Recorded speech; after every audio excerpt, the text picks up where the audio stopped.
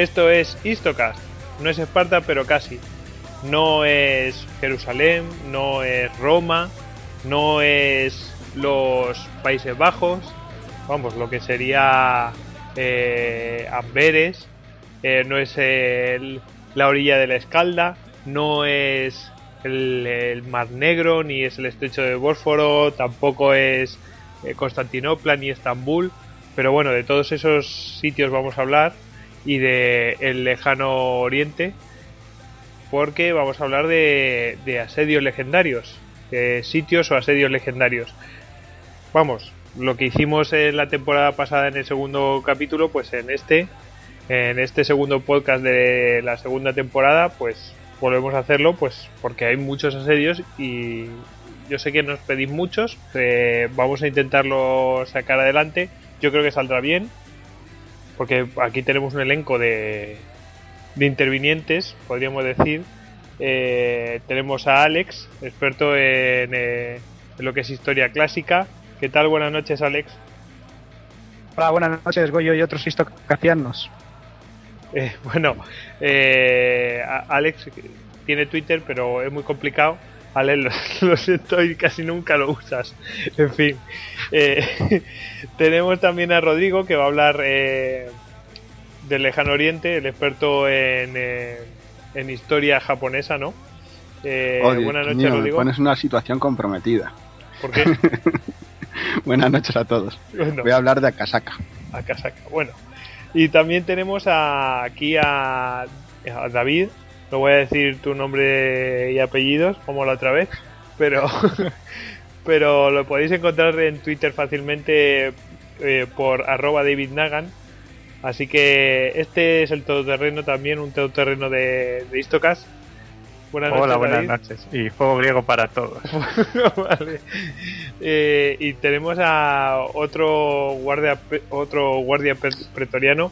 Aquí tenemos a Hugo, @HugoAcanete, del grupo de historia militar, de estudios de historia militar, gem.es, con H entre la E y la M. Y nada, buenas noches, Hugo. Pues muy buenas noches y Sierra España. ¿Cómo estáis todos por ahí en la nueva temporada? Pues aquí estamos, como siempre, al pie del cañón. Pie del cañón. Despertaferro, sí. nuevamente. Pues sí, vamos a proponer 3 asedios principales. Nos habéis pedido, yo que sé, Numancia, los sitios de Aragón, pero bueno, eso llevaría casi un programa, así que vamos a hablar pues de 3 o 4 asedios, 4 asedios. Bueno, esos son 3 asedios más un especialista en poliostética, y vamos a ver cómo funciona. Empezaremos por el de Masada. El de Masada, que es pues un asedio pues en la Edad Clásica, Roma contra los judíos, ¿no? Si me equivoco, Alex, me corriges, pero básicamente los judíos que se estaban resistiendo a la conquista de Roma o se habían rebelado y se encierran en Masada. Explícanoslo, Alex. Bueno, Goyo, pues como íbamos a ver un poco sobre el asedio de Masada, para poner un poco lo que es en el contexto histórico, estamos más o menos en el 70 después de Cristo, después del nacimiento de Cristo. En el trono del imperio está Calígula, que si lo recordamos un poco del Histocast de grandes tiranos de la historia, era el loco aquel que hablaba directamente con los dioses. Y en la zona de Judea, pues para variar, había un montón de revoluciones contra lo que es la invasión de los romanos sobre su territorio, como podíamos recordar un poco en la vida de Brian en una zona más jocosa. Entonces, ¿qué ocurre? Después de la muerte de Herodes, que dentro de lo que cabe los romanos respetaron bastante lo que fue muchas tradiciones y formas de gobierno del pueblo judío, estos de todas formas nunca iban a estar de acuerdo con lo que es la oposición romana, con lo que es la ocupación romana, disculpadme.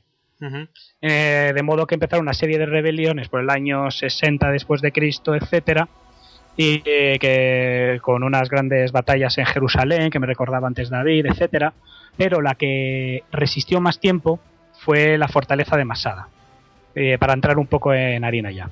Y voy a contar un poco para haceros una idea de lo que es Masada.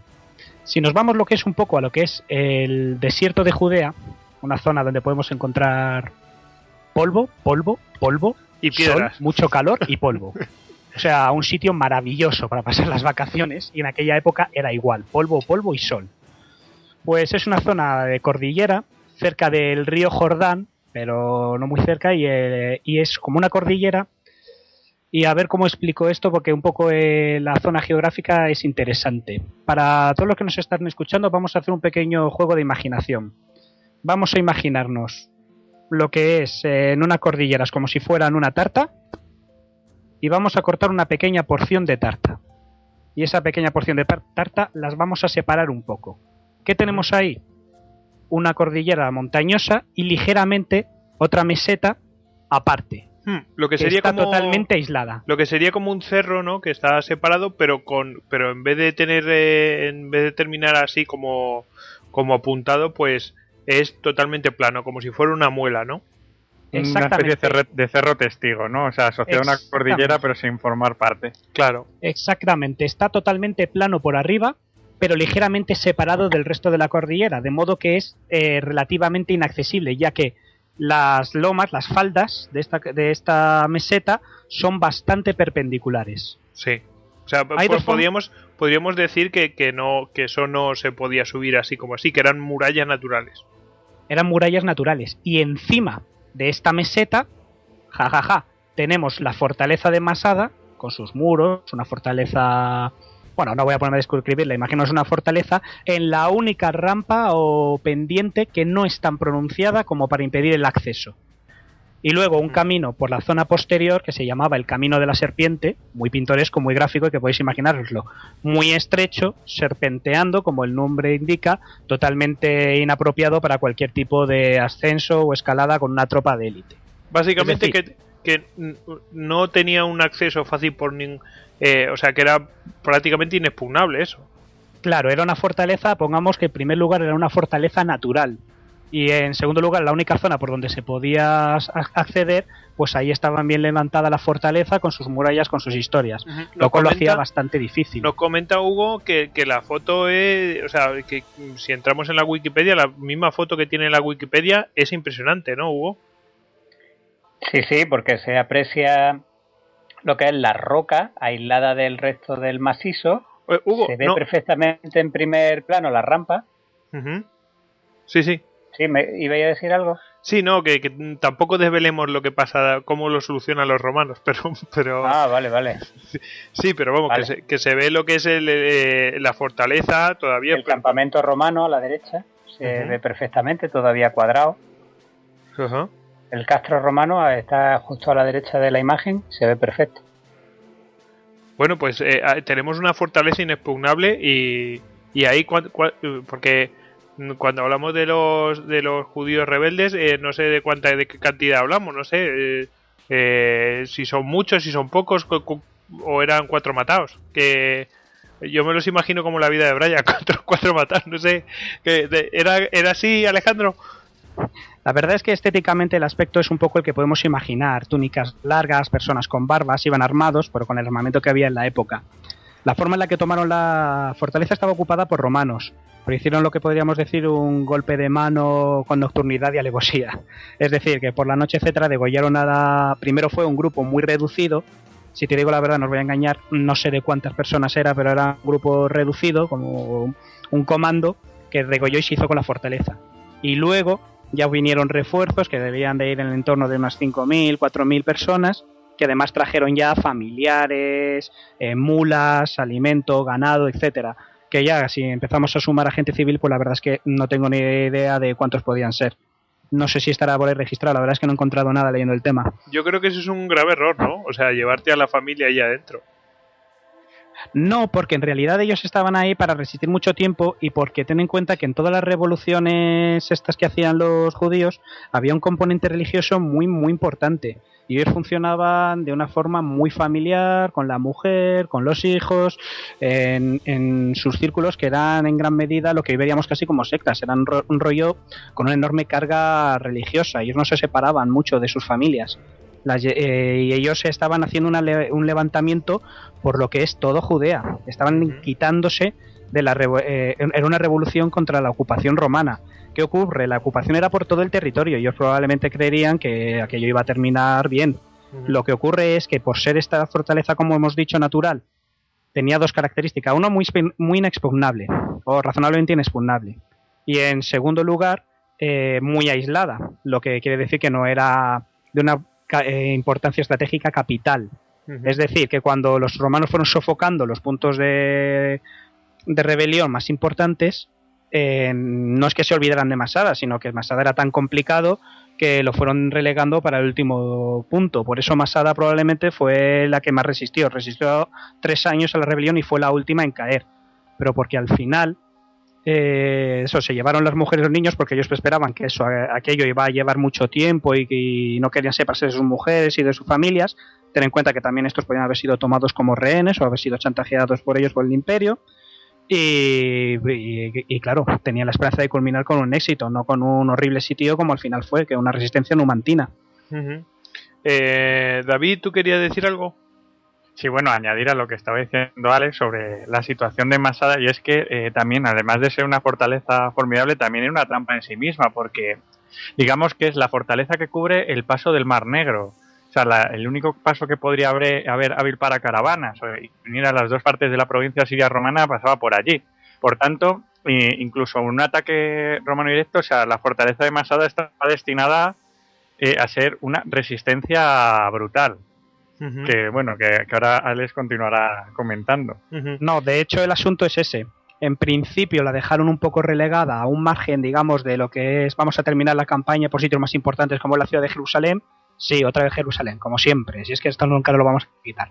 Sí, que en un momento dado de la guerra lo que ocurre es que mientras que están consiguiendo sofocar la rebelión en todo lo que es el territorio de Judea, de Masada empiezan a adquirir refuerzos de Jerusalén, por ejemplo, que me parece recordar que enviaron cuando tomaron Jerusalén, que también fue una batalla y un asedio sangriento, muchos de los que huyeron se refugiaron en Masada y consiguieron más tropas, más gente y empezaron a hacer excursiones a lo que ha dicho David, a caravanas y a sitios de tránsito y poblados cercanos, pues creando lo de siempre, caos, confusión y cosas que al final el gobernador romano no podía tolerar en aquel territorio, y es cuando ya se enfocaron en lo que es el asedio a Masada. Antes hemos dicho que Masada era una formación pues geográfica, geomorfológica, la verdad, muy, muy extraña, ¿no?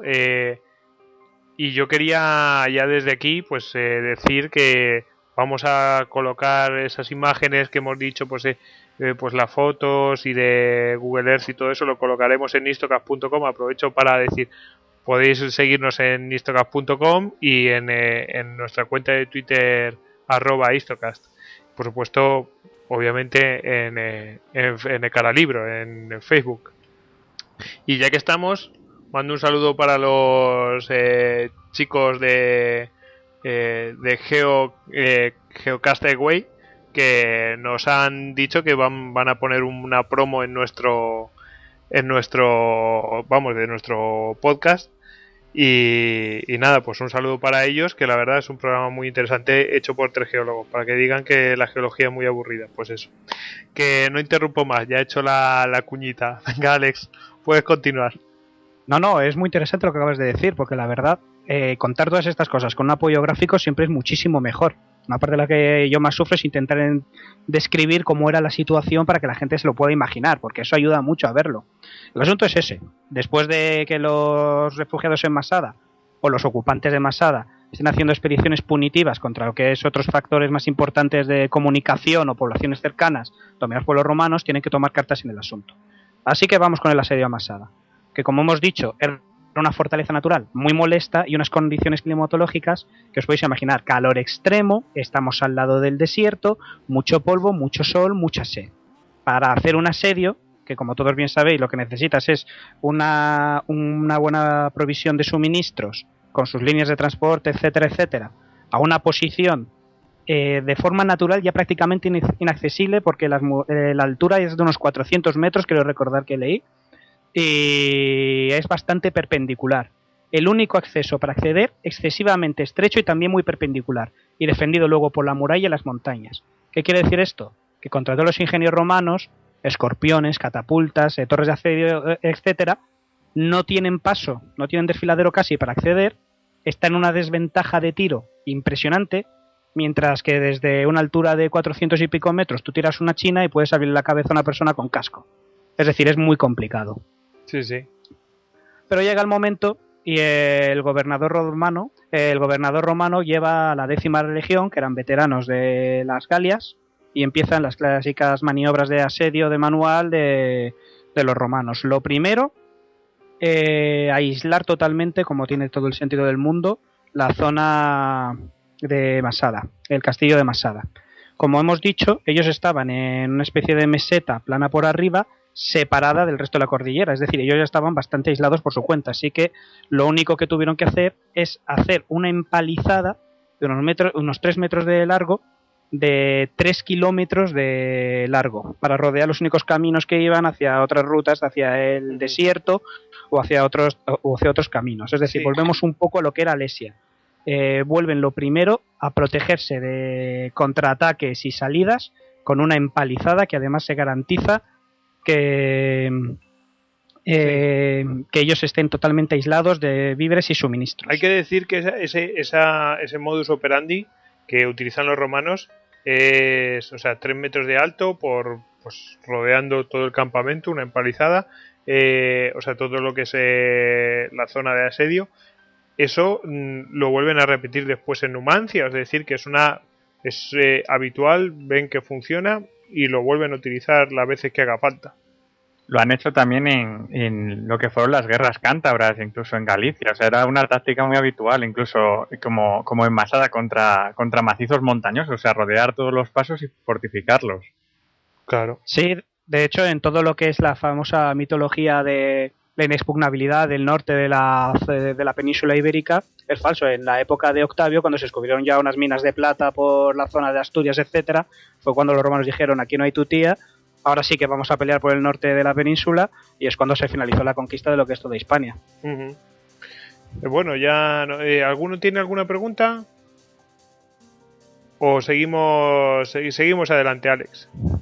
Muy bien, pues adelante entonces. Bien, pues levantan lo primero una empalizada para prevenir salidas con las defensas de rigor, y luego el clásico campamento romano cuadrado con sus torres de defensa, sus empalizadas de 3 metros, su foso de arena y dividido en cuadrículas según las centurias, etcétera. Eso para quien le interese que se lo vaya mirando. Y a partir de ahí ya empezamos el asedio. ¿Y qué ocurre? Pues al principio empezamos con torres de asedio y catapultas atacando la entrada principal. Ya os he dicho que por el principio el camino de la serpiente está descartado por imposible, por el serpentear, porque estás defendiéndote de un ataque de una posición muy elevada y porque es muy angosto y complicado. Así que van por el camino principal.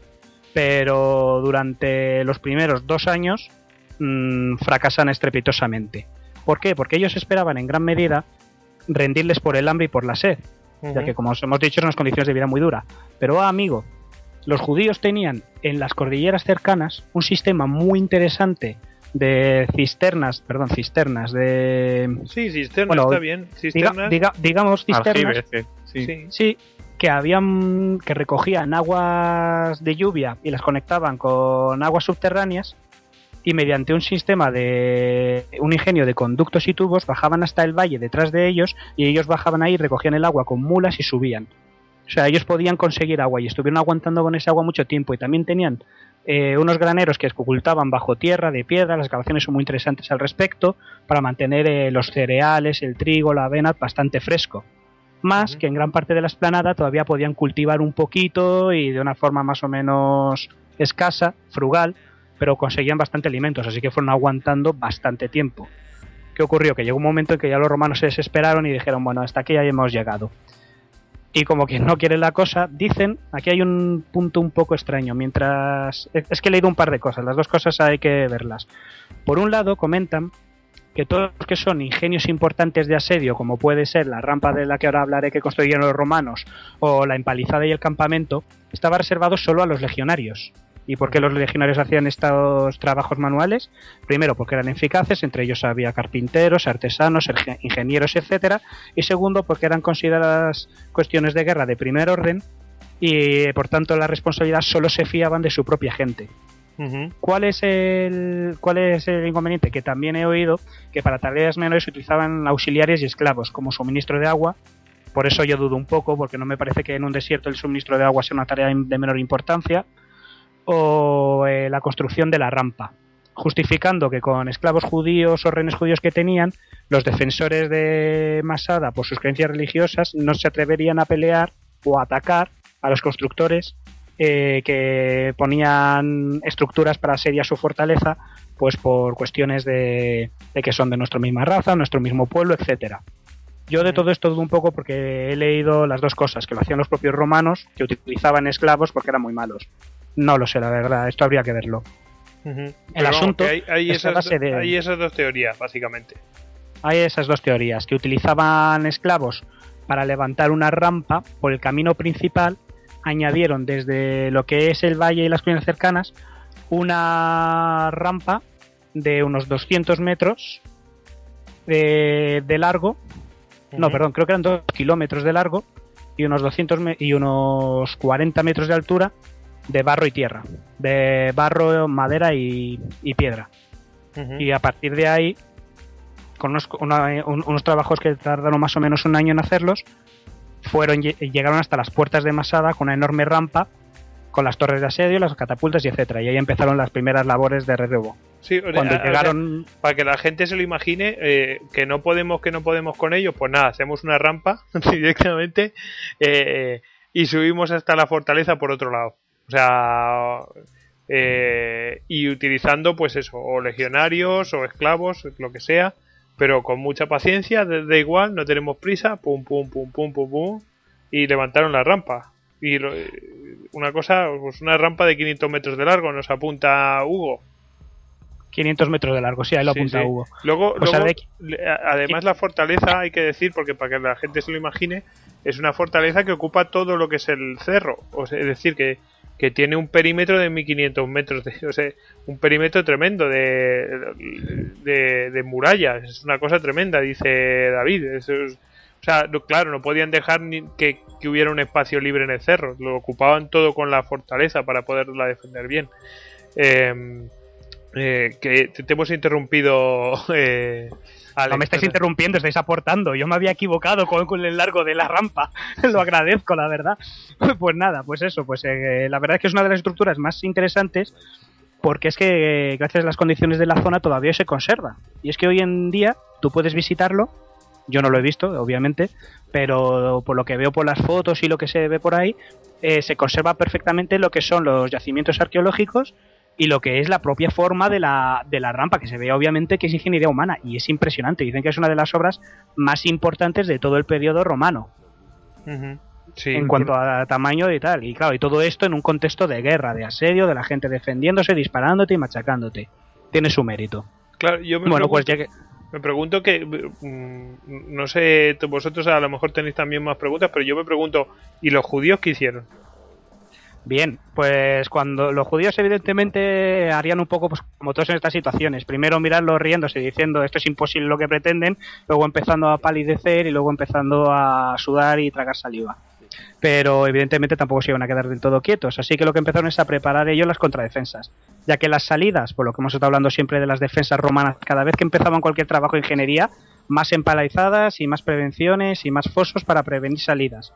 Y ya que hacer una salida para destruir las obras era imposible, además de esa teoría de que como estaban trabajando los esclavos, ellos no querían cargarse a sus propios hermanos de fe y de raza, pues lo que empezaron a hacer es una segunda. Cuando los romanos llegaron por fin con sus torres de asedio a las fortalezas de Masada, llegó una torre de asedio, todos podemos imaginárnoslas como son, las hemos visto en diversas películas, en la que las zonas de arriba, los pisos de arriba, los arqueros, los escorpiones y los escorpiones y las ballestas de torno limpian de almenas lo que son los defensores con sus propios arcos, aceite, fuego, etcétera, mientras abajo unos arietes van moliendo lo que son las murallas. ¿Qué ocurre? Que cuando se cargaron las primeras murallas descubrieron, sorpresa, que los judíos habían construido una segunda muralla a usanza de las que hacía Julio César en las Galias.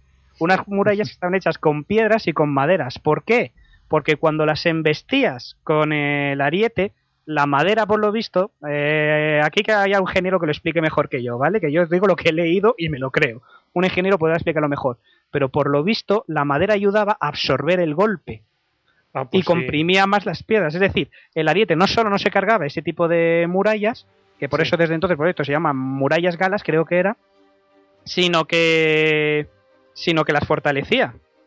Sí, que así que otra vez un intento fallido, etcétera. Ibas a decir algo, Goyo, perdóname. No, que las compactaba, no lo podemos imaginar.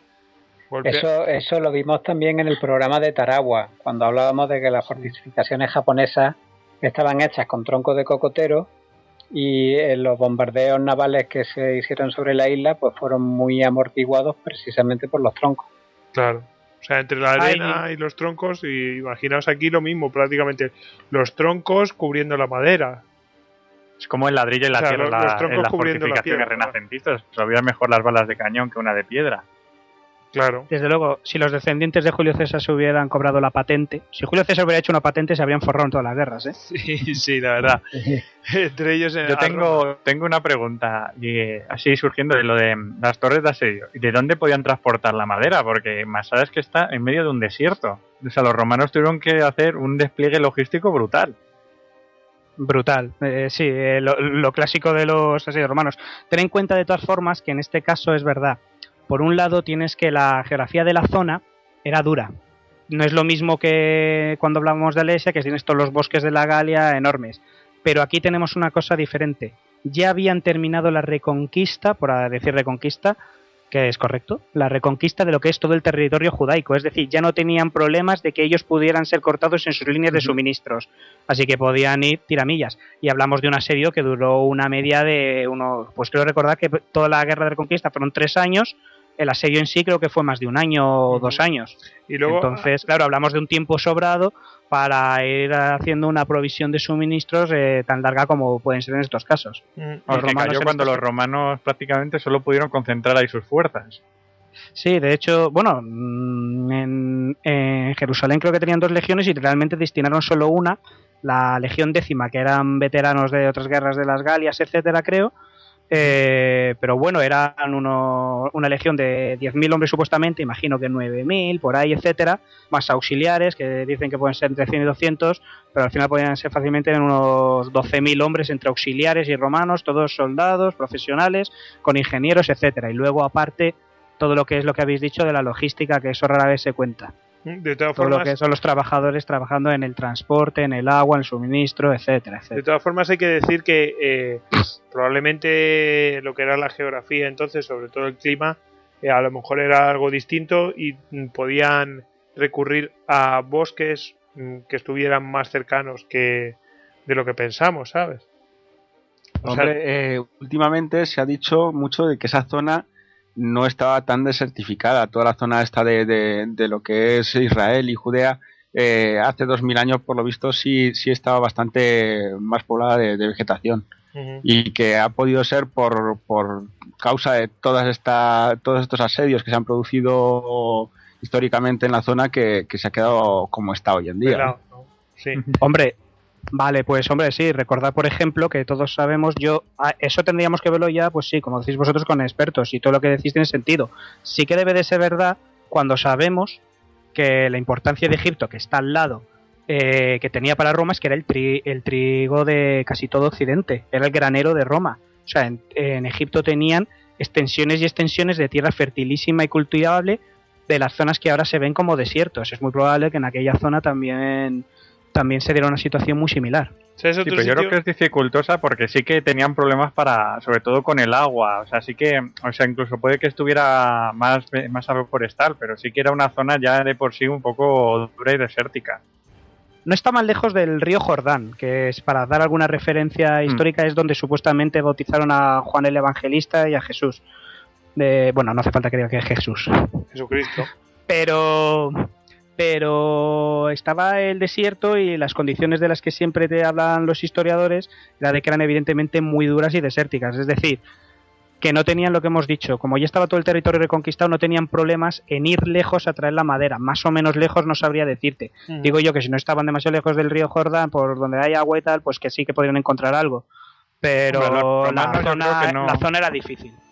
No iban a tener problema. Otros asedios más difíciles habían tenido. O sea, sí. Lo de la madera es curioso porque sí que es una de las cosas que más necesarias en este tipo de campañas.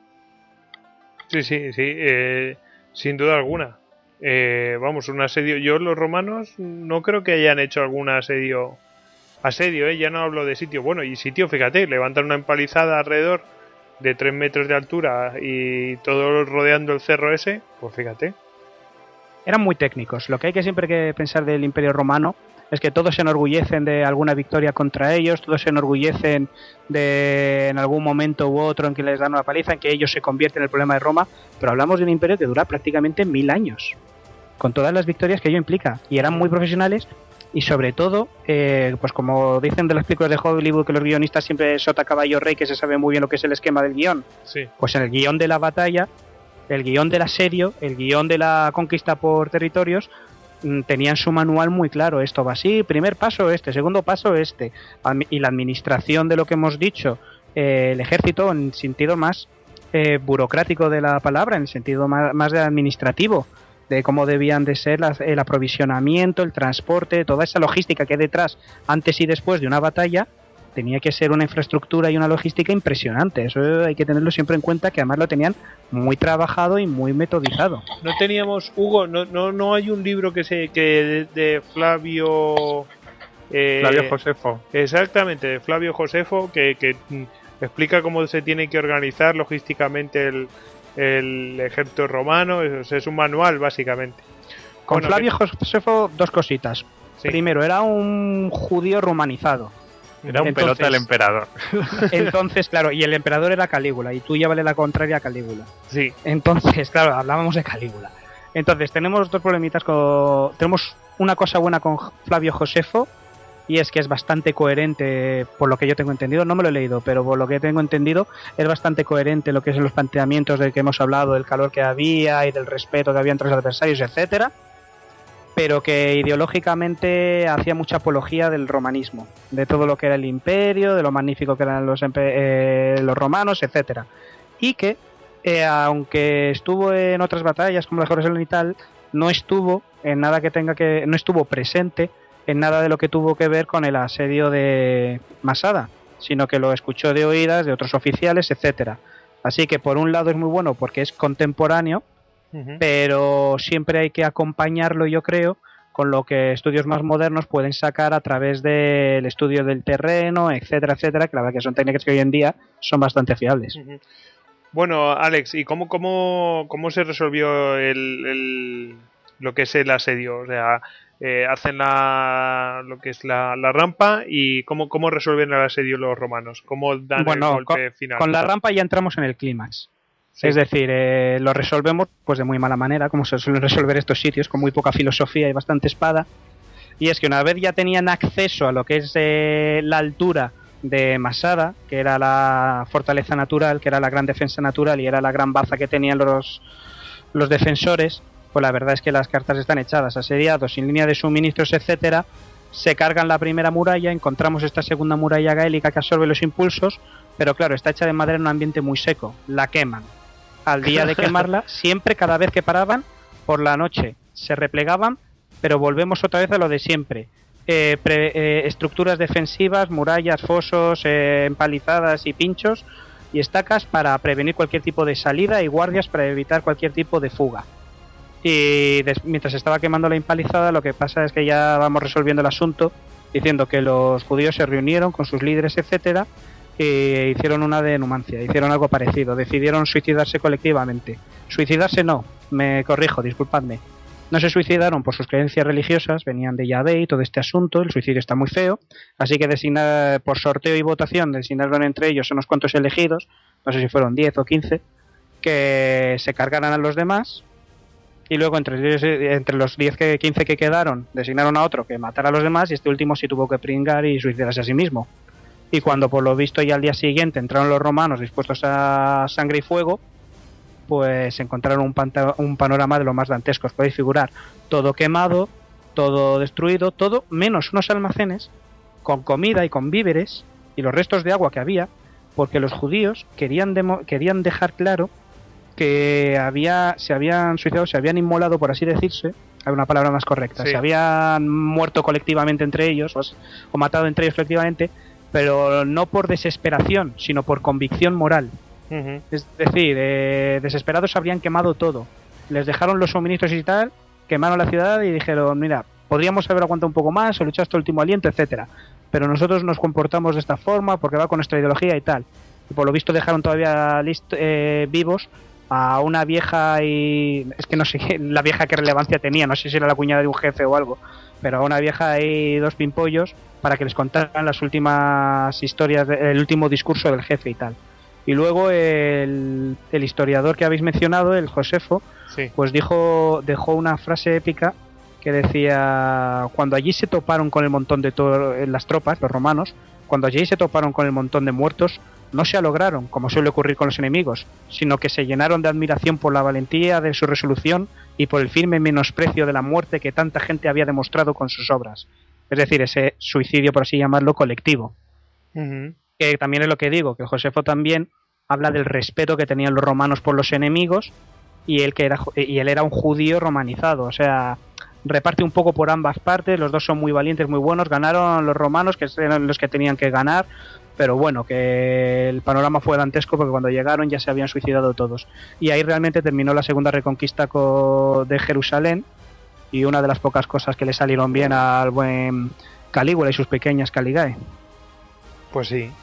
Bueno, la campaña no la llevó él, así que tampoco le podemos dar a Calígula mucho mérito en aquello. La campaña la llevó, que por fin lo he encontrado, madre mía, hablar mientras estoy buscando por internet el nombre porque no lo encontraba. Perdonadme que esto queda fatal, pero bueno.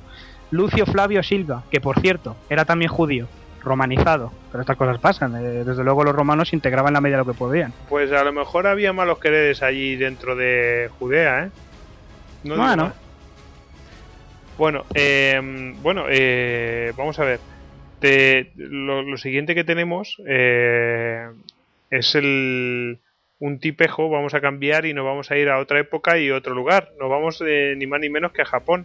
Vamos a Japón y vamos a hablar de un auténtico, no sé, ¿cómo lo definiríamos? Como una serpiente, un zorro, un auténtico zorro. Un zorro, sí. El samurái por excelencia de su época. Y bueno, vamos a ver cómo introduzco esto. Veamos, según el canal de historia, el shogunato es Tokugawa y la restauración Meiji. Pues no. Vamos a ver que hay otros shogunatos y hay otras restauraciones. Y el asedio del que quería hablar, que es el asedio de Akasaka, se produce durante una de esas restauraciones anteriores, ¿vale? Estábamos en el periodo de Kamakura. El shogunato es el shogunato de Minamoto, pero que ha sido usurpado por el clan Hoyo. Rodrigo, pero espera un momento. ¿En qué época estamos hablando? Porque estamos hablando del 1330 y algo, vale, más o menos. Vale, pues 1330 y tantos después de Cristo. O sea, eso ya nos situamos. Continúa, por favor. Y el asunto es que el poder del emperador, como todos os imaginaréis, si habéis estudiado o habéis leído algo sobre la historia de Japón, pues ha sido, usurpado por unos clanes guerreros de samuráis, ¿vale? El que supone que tendría que ser el usurpador oficial era el clan Minamoto, pero al primero de los Minamoto, la familia de su mujer, digamos que le quita el poder cuando muere, y son el clan de los Hoyo, ¿vale? Entonces, pasado un tiempo, coincide que aparece un emperador que llega al trono no siendo un niño, ¿vale? Llega ya con 30 años, o sea, tenía pelos ahí abajo. Sí. Y resulta que coincide que hay un regente del shogun que es un poco indolente, que pasa un poco del tema, y este emperador, que va a acabarse llamando a sí mismo Go-Daigo, va a empezar a conspirar contra ese shogun, contra ese poder, ¿vale? Por supuesto, llegado el momento, los poderes shogunales le van a pillar con las manos en la masa y lo van a invitar a retirarse y lo van a exiliar, ¿vale? Pero él va a encontrar la manera de volver y decir que su retiro ha sido una broma, un chiste, y va a conseguir que bastantes samuráis se pongan de su lado. ¿Vale? Siempre muchos menos que los que podría tener, por supuesto, el clan el clan del shogun. Sí. Entonces, en este contexto, de entre todos los samuráis que deciden ponerse del lado de Go-Daigo, surge un hombre que se llama Kusunoki Masashige, ¿vale? Que se alza como principal líder de todos estos samuráis por el providencial motivo de que el emperador sueña que un alcanforero le va a proteger. ¿Que un alcanforero? Y un alcanforero, sí. ¿Qué es un alcanforero, tío? Y el apellido Kusunoki es alcanforero, así que bueno, pues sencillamente por eso el tío pues asciende, digamos, en la jerarquía y la verdad es que demuestra que los sueños del emperador no estaban muy desencaminados. Entonces, en una situación de desventaja numérica muy manifiesta, este tipo, Kusunoki, decide pues atrincherarse, ¿no?, donde mejor puede, que es una especie de mansión fortificada que se llama Kasaka, ¿vale? No tenía foso, contaba con una serie de muros y demás. Sí. Y rápidamente pues es rodeado y puesto en sitio, ¿no? Entonces el hombre lo que va es a lograr grandes resultados, va a conseguir un gran desgaste sobre sus rivales, pues simplemente con un uso juicioso de los arqueros y improvisando triquiñuelas y armas de asedio, ¿vale? Una de las más célebres que tiene es, por ejemplo, una sección de muro que no era muro, ¿vale? Y os diréis, ¿cómo se come eso? Pues el tío fabricó un muro de palo hecho por piedras, pero que no se mantenían en pie por sí mismas. Se mantenían en pie sujetas por una serie de cuerdas, con lo cual cuando los enemigos se agolparon detrás del muro para saltarlo, Kusunoki cortó las cuerdas y el muro se vino encima de los atacantes, aplastándolos. Que pues nos podemos imaginar que los japoneses se agolpaban, nos los podemos imaginar porque son así muy todos a la vez y el honor y no sé qué, y claro, terminaban todos aplastados, agolpados. Sí, claro, ahí. Para ellos ser el primero en llegar al ataque era una cosa bastante importante, ¿vale? En este periodo ya digamos que el honor no es algo tan importante como se puede ver en esta estratagema, pues es un poco a la que pueda, le clavo el hacha en la espalda, ¿vale? A mi enemigo, pero también es un concepto ese de llegar el primero al ataque bastante importante. Y después este tío lo que va a hacer es algo bastante interesante. A todas las bajas que va teniendo, las va apilando en el centro de la fortaleza y a ir dejando salir a pequeños grupos de sus propios soldados para que se fuguen del castillo.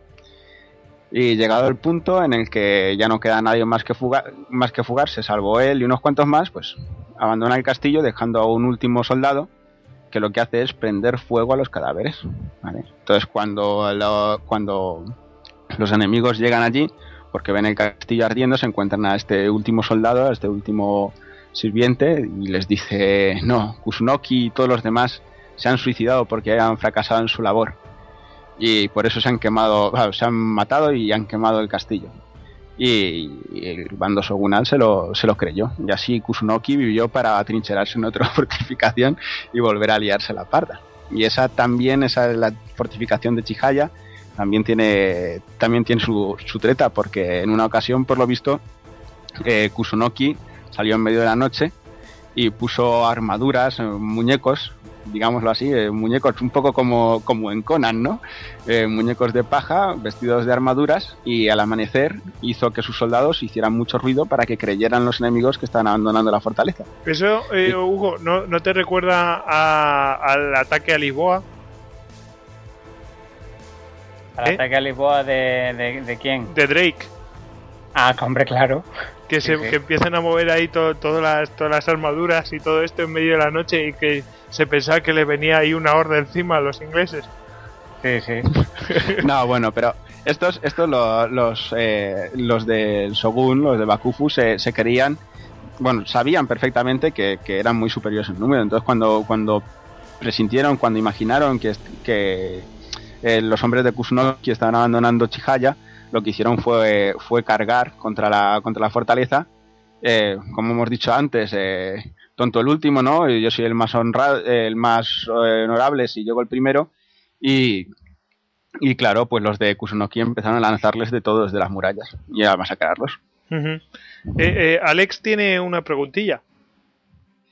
Sí, Rodri, oye, una pregunta. En esta época y tal, el rollo de combate de... Bueno, la forma, perdón, o el modo, diciendo el rollo, la forma de combatir de los samuráis y todo esto, ¿cómo era? Como lo que tenemos todos más o menos en la idea de buscando la gloria del combate individual, el uno contra uno, ¿o estaban con los mosquetes ya?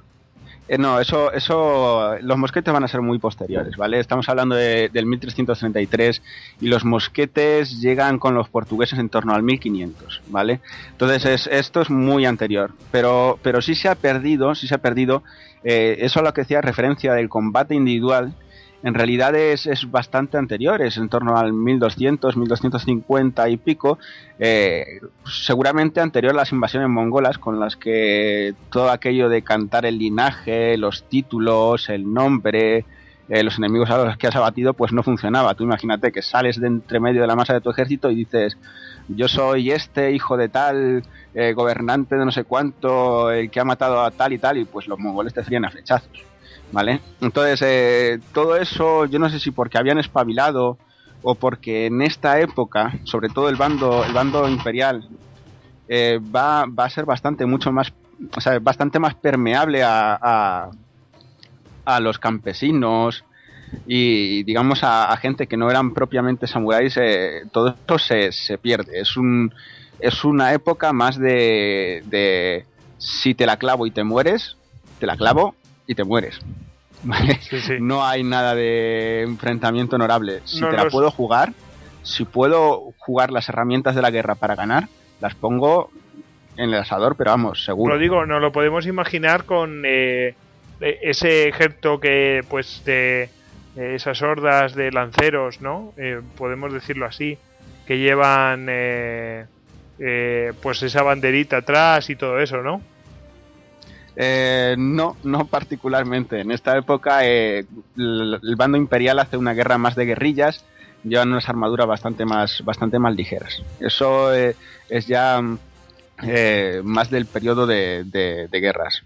Más en torno al 300, entre el 300 y el 500. ¿Vale?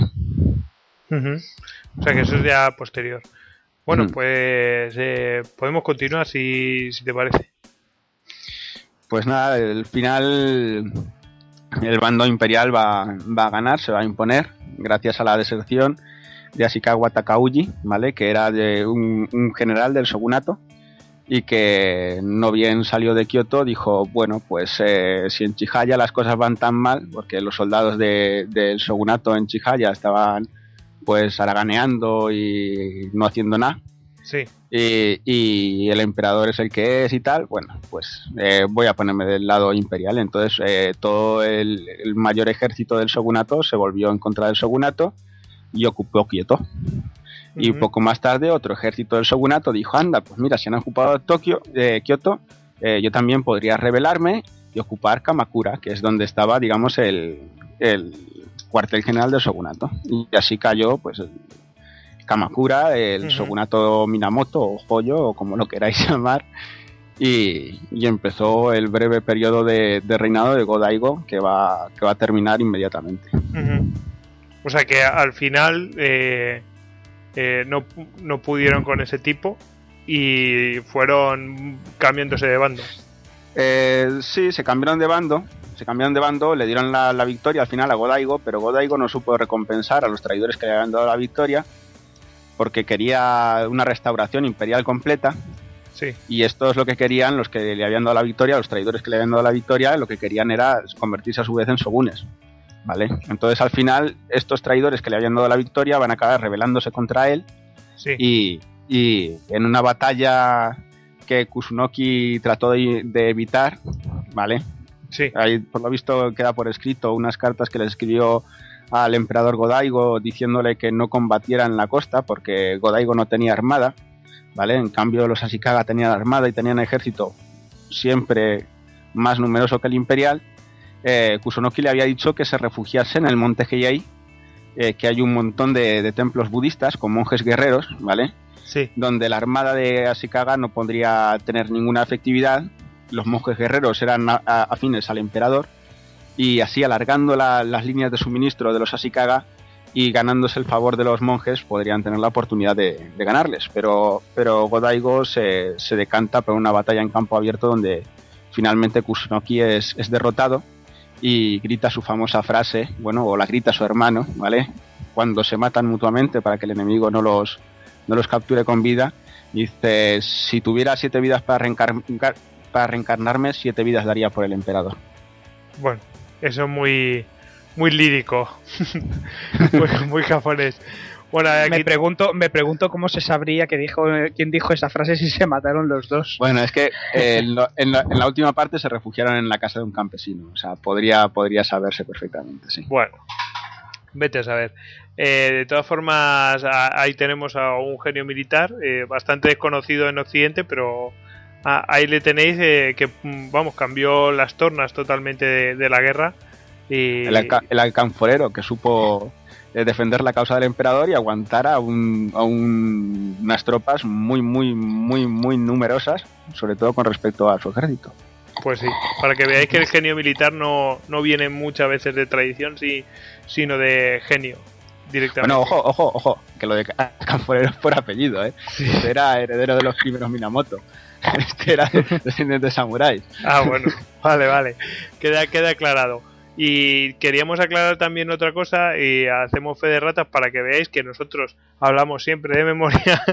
Aquí tenemos el caso de que nos hemos equivocado, que no en el asedio de Masada, en la época en que se toma Masada, pues el señor Caligulita para los amigos, pues ya había muerto, y el que estaba era Tito. ¿No es así, Alex? Sí, ha sido fallo mío. Gracias por recordármelo, Hugo y David, porque sí, ha sido un despiste, lo siento. Esto es lo que pasa cuando no tienes memoria e intentas tirar de ella. Luego cometes estos patinazos. Bueno, pues nada, son gajes del oficio y pues nada, nosotros hablamos pues eso, como nos sale y sale bien, a veces mejor y otras veces no tan bien.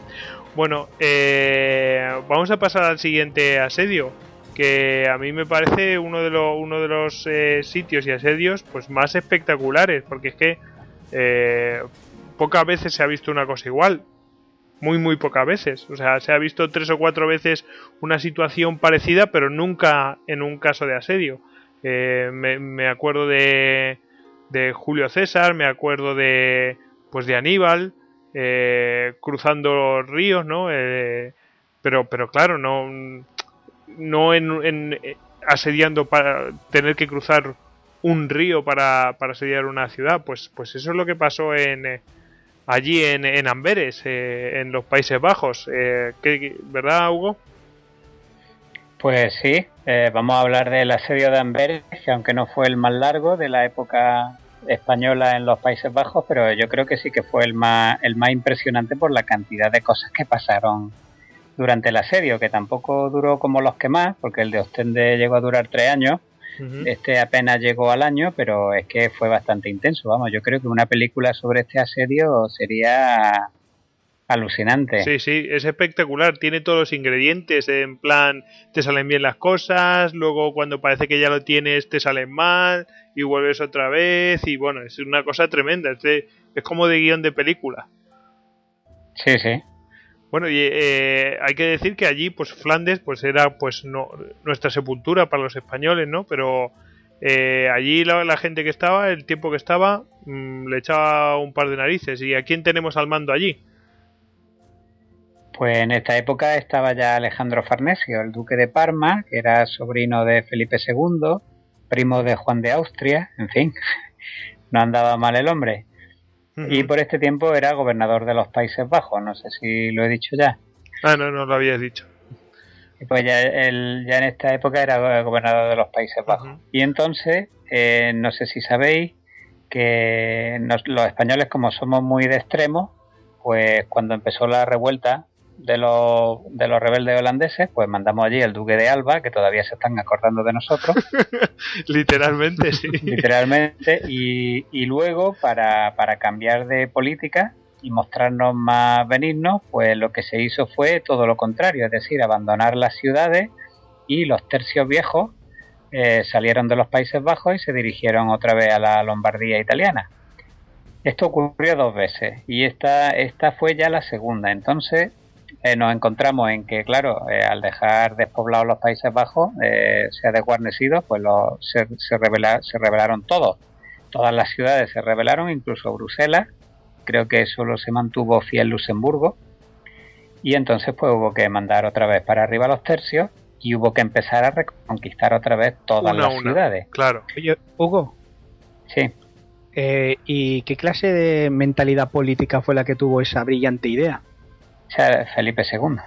Sí, pero ¿asesorado por quién? O sea, ¿de quién es la maravillosa idea de, mira, lo mejor que puedes hacer en un país levantado en armas contra ti es quitar a todas tus tropas cuando tenéis las de ganar e iros lejos para darles tiempo a meditar? Pero es lo que han hecho. Es lo contrario que haría Carlos V. Carlos V, fíjate, en los cumbreros... claro. Además, Carlos V había nacido en Gante. Sí, Carlos V era de la tierra. Sabía lo que había. Bueno, Felipe II creyó que se había equivocado mandando al duque de Alba allí a ponerlos firmes, y entonces optó pues, por absolutamente todo lo contrario, sin término medio.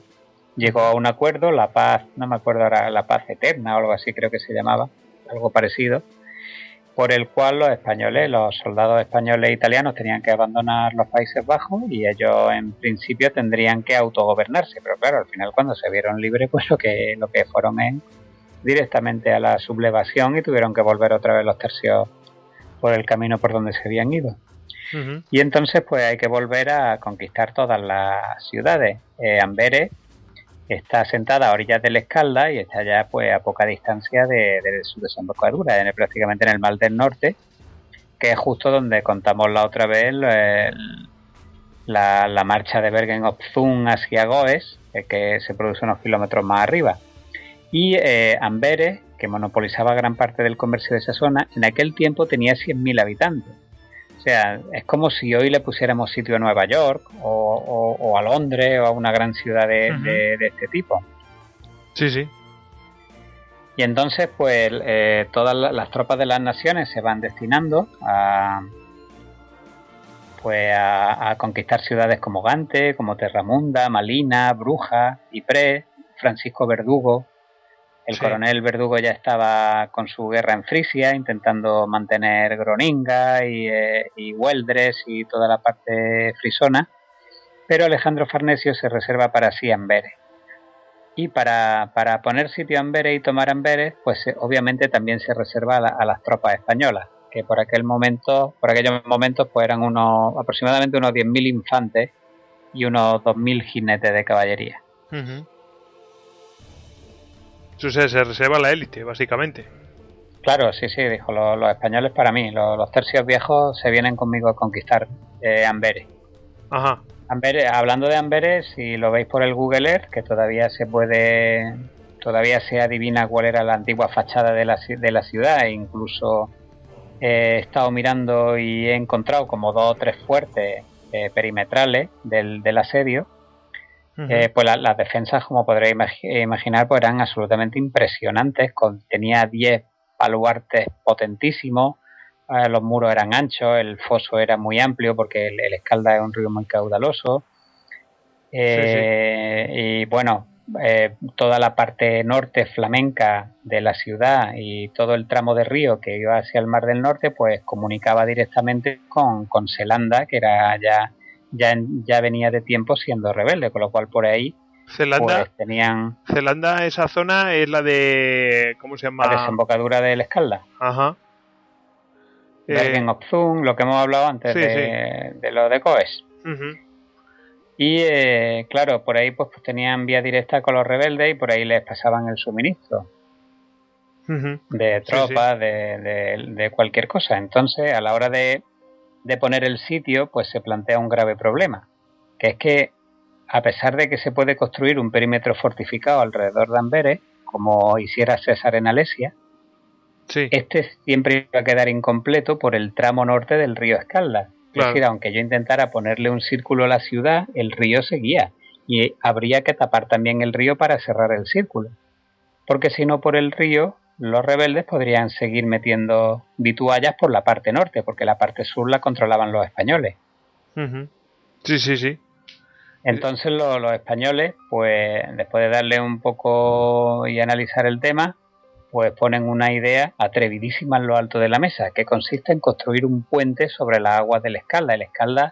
El Escalda a esa altura tiene una anchura de unos 800 metros. Bueno, el que haya está en Amberes, o sea, si alguno no está en Amberes, bueno, yo recomiendo que lo visite, porque es que se hace la idea de las dimensiones que tenía eso. Vamos, yo ahora mismo tiene, vamos, yo creo que unos entre 200, 300 metros a 500 metros, una locura de ancho. Por el sitio donde se puso el fuerte, 800 metros de ancho. Pues fíjate, me quedé corto. Pero vamos, sí. Dale más, o sea, y hay que echarle coraje. Rodrigo, ¿tú estuviste allí tomándote unas cervezas?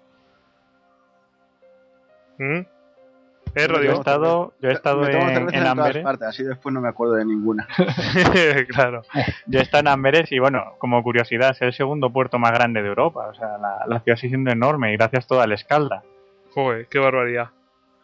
Bueno, no te interrumpimos, Hugo. Continúa. Pues nada, los españoles deciden cerrar ese trozo de perímetro del sitio, creando un puente para que el puente hiciera de muralla sobre el Escalda y no pudieran por ahí los rebeldes enviar socorro a Amberes por vía fluvial.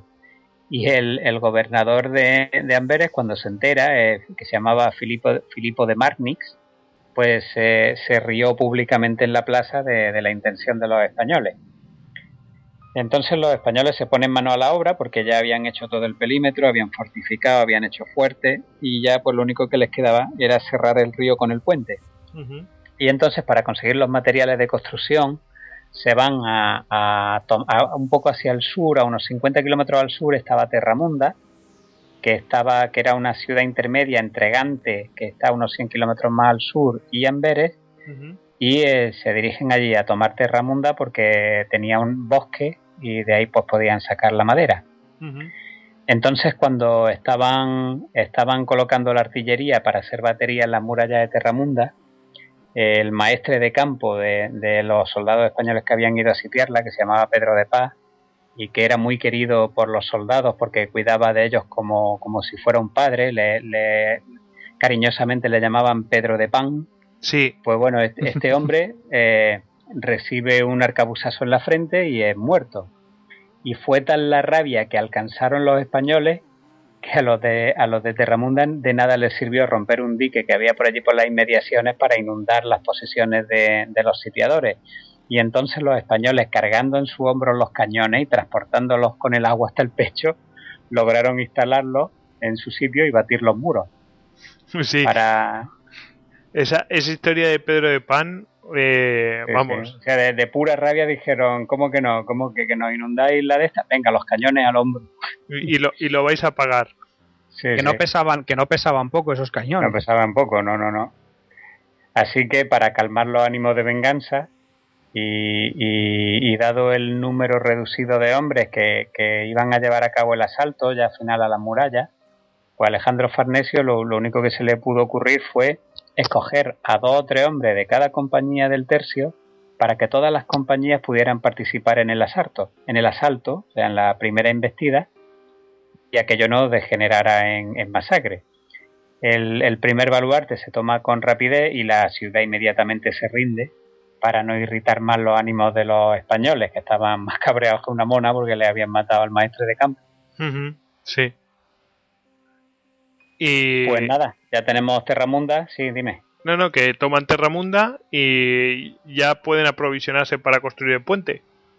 Eso es, ya tienen la madera y entonces poco tiempo después las primeras vigas de madera pues llegan al sitio donde se ha de construir el puente y comienzan la obra. Y entonces aquí tenemos otra vez al de Marnix, al gobernador de Amberes, que otra vez socarrón decía: muy embriagado del vino de su fortuna estaba el de Parma, o sea, Alejandro Farnesio, sí. Si pensaba que echándole un puente enfrenaría la libertad del Escalda. que no sufriría más el Escalda los grillos de esas máquinas que los flamencos libres el yugo de los españoles. Bueno, en fin, en plan bravucón. Bravuconada total. Sí, lo que se estilaba entonces. Sí. Así que ¿cómo se construye el puente? El puente, hasta que hay profundidad suficiente, se ponen postes verticales y luego pues, se emparejan con tablones para crear el piso. Uh-huh. A cada extremo del puente pues se construyen 2 fortines para protegerlo. Ya el puente de por sí también es fortificado para el evento de que tengan que luchar contra barcos. Uh-huh. Y pues se construyen en la orilla de Brabante, se llegan a construir 300 metros hasta que ya la profundidad ya no permite meter más vigas, y en la orilla flamenca se construyen unos 70 metros, lo que quiere decir que seguía quedando todavía un espacio abierto entre ambas, pues de unos 400 y pico metros. Uh-huh.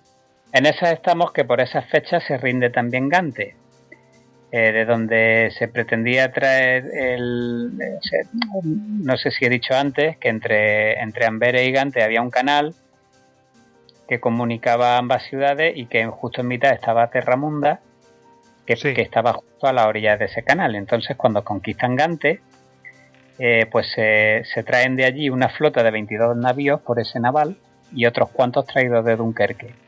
Y con estos navíos, ¿qué iban a hacer con estos barcos? Pues los iban a utilizar de pontones amarrados unos contra otros. Sí. Desde una esquina del puente, desde una de las esquinas del puente construido hasta la otra. Es decir, iban a cerrar esos 430 metros con pontones, con barcos que estaban debidamente espaciados por una distancia de unos 15 metros entre uno y otro y debidamente amarrados con cadenas y con cuerdas. Sí. O sea que básicamente vamos a recopilar. Hasta donde se podía se ponían pilotes de madera, y lo que no se podía hacer con pilotes pues se ponían los pontones estos. Eso es. Uh-huh. Pero resulta que para llevar los barcos justo al sitio, los españoles tienen que volar un dique y inundar la campiña para poder pasar los barcos por un sitio que no fuera molestado por los rebeldes. Sí. Y sin embargo los rebeldes pues se dan cuenta del asunto y en un lugar muy estratégico levantan un reducto y entonces impedían otra vez que los barcos pudieran circular por allí tranquilamente. Así que ante este contratiempo, Alejandro Farnesio pues planea y decide construir un canal de 22 kilómetros de longitud para comunicar las aguas de la campiña inundada con un riachuelo que pasaba un poco más al norte y que desembocaba en el Escalda, para poder pasar los barcos lejos del reducto que habían construido los holandeses, los flamencos, en lo alto del reducto que tenía enfilado a los barcos en la campiña. Uh-huh. Así que para el mismísimo Farnesio se pone con la herramienta a cavar y a dar ejemplo a su hombre, porque como hemos hablado en otros programas, pues los soldados españoles eran hidalgos y eso de trabajar pues tampoco es que estuviera, no era muy caballeresco. Sí. Pero él mismo toma la pala y se pone a cavar para dar ejemplo, y bueno, pues la obra del canal se acaban en un mes más o menos, en noviembre de 1584, y entonces ya una vez que tienen abiertos esos 22 kilómetros de canal, pues ya los españoles pueden llevar tranquilamente barcos, materiales y vituallas desde Gante sin ser molestados por los holandeses. Uh-huh. Así que finalmente hacen falta 32 barcos para cubrir la distancia que habíamos hablado de 430 metros que quedaba por cubrir en el Escalda, y los fortifican y se les ponen vigas metálicas a modo de picas mirando hacia el exterior del río para su defensa en el caso de que hubiera un ataque naval. Sí. Así que ahí tenemos ya el puente gigantesco que queda terminado hacia febrero de 1585. Y dice, ya está todo. Pero... Después de unos 7 meses de construcción, y ya está todo el perímetro de asedio de la ciudad de Amberes. O sea, con el puente logran cerrar el cerco. Uh-huh. Pero no estaba todo. Porque estos tíos no se quedaron quietos, los Exactamente. flamencos. Ya cuando vieron que la cosa se ponía fea, pues ahora veremos lo que pasó.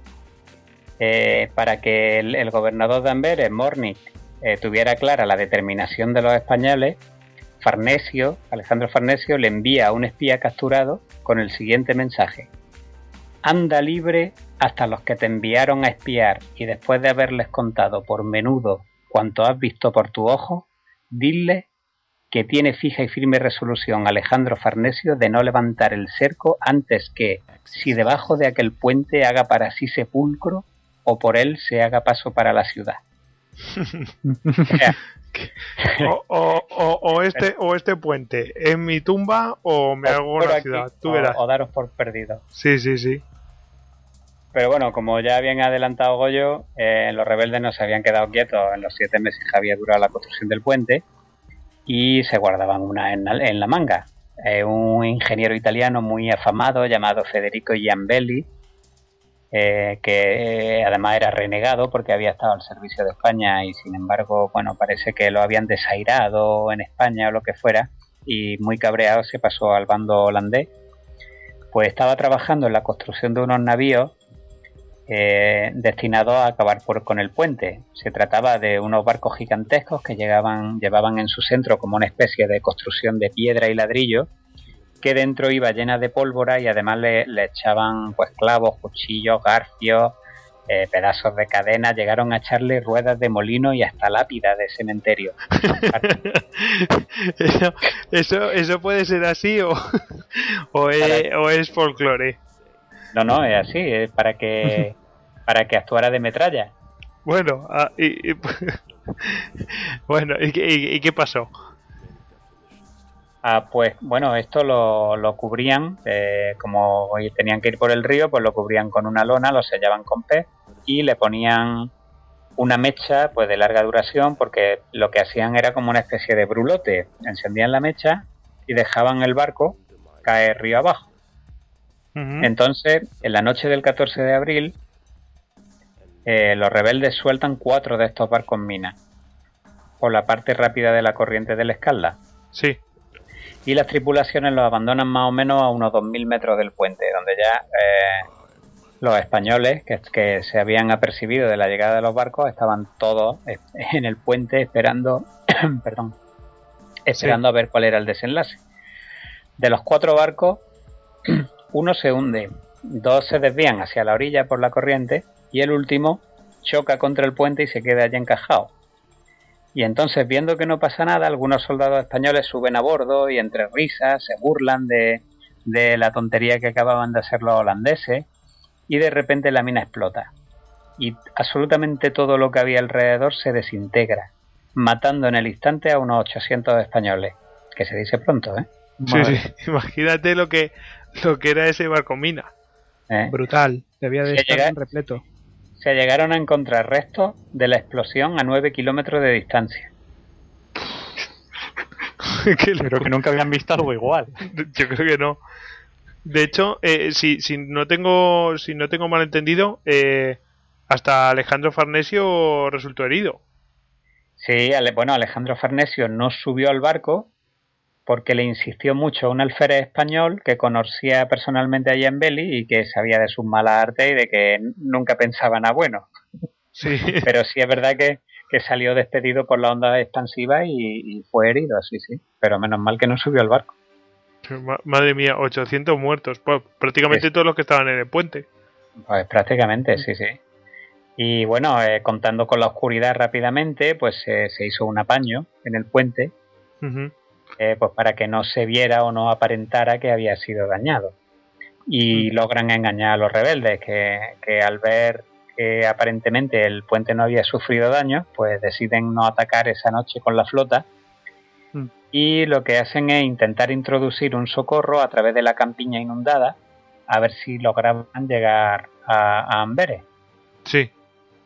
Así que para impedir este movimiento, el célebre coronel Mondragón, que ya lo vimos en el socorro de Goes, pues se instala en lo alto de un dique, fortificándolo, y hace frente simultáneamente a las 2 flotas rebeldes, a la que se había introducido en la campiña para ir hacia Amberes y la que había salido de Amberes para encontrarse con la otra flota. ¿Todo eso en esa misma noche o en ese mismo día? Todo eso en esa misma noche. Wow, o sea que era jugársela, todo era un órdago. Eso es, había una lengua de tierra entre la campiña inundada que habían inundado los españoles para intentar llevar los barcos que hablamos antes, y el río y las inundaciones que habían hecho los propios flamencos de Amberes. Y entonces unos por un lado y otros por otro mandan la flota, y lo único que quedaba en medio de las dos era una lengua de tierra que rápidamente el coronel Mondragón guarnece con soldados a la espera de que llegue Farnesio con el grueso de las tropas. Uh-huh. Y ahí el coronel Mondragón pues logra rechazar tanto a la flota que intentaba entrar como a la que intentaba reunirse con los refuerzos. Pero bueno, mientras todo esto pasa, las flotas son rechazadas, cada una se va para su sitio, pero Giambelli no para de pensar. Uh-huh. Y entonces seguía perfeccionando pues, todos sus inventos. Consigue mejorar ya los brulotes que habían mandado antes, sí, mediante una serie de modificaciones en el fondo del casco para que no torcieran el rumbo, sí, cuando los tiraban río abajo, pero Alejandro Farnesio también había previsto ya eso, y los españoles habían diseñado un sistema por el cual los barcos podían desengancharse, de manera que cuando llegaba el brulote, pues desenganchaban los barcos, los echaban a un lado, el brulote pasaba, sí, después volvían a enganchar los barcos otra vez. O sea que podían abrir y cerrar el puente cuando les daba la gana. Exactamente. Sí, y así sí, pues nada, ahora ya sí que todo el mundo se cachondeaba de los brulotes que pasaban de largo camino de Amberes y explotaban en las lejanías. Pues, ya vamos, poco a poco tenían más los flamencos. Sí, pero la mente de Giambelli no paraba y entonces puso otra idea en marcha. Se trataba de un descomunal navío en cuyo centro se alzaría un castillo de planta cuadrada, sí, donde situar a 1000 mosqueteros y a una gran cantidad de cañones, no sé si eran 20 o 30 cañones. Sí. Y tal era la confianza en este artefacto que los rebeldes lo bautizaron el fin de la guerra.